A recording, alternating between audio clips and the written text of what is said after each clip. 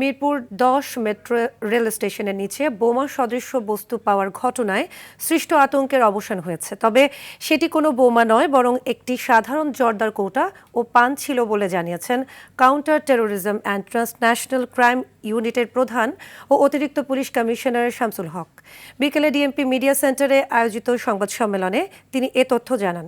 বলেন, ফার্মগেট মেট্রো স্টেশনের নিচে পাওয়া বোমা সদৃশ্য বস্তুটিও কোনো বিস্ফোরক নয়, সেটি ছিল একটি ময়লার বস্তা। এ সময় তিনি সবাইকে গুজব বা আতঙ্কে কান না দেওয়ার আহ্বান জানান।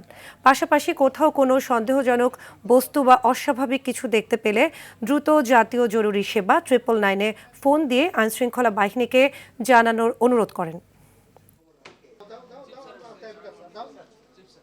পরীক্ষা শেষে আমরা নিশ্চিত হতে পারি যে কথিত বোমা সদৃশ বস্তুগুলো কোনো বিস্ফোরক ছিল না।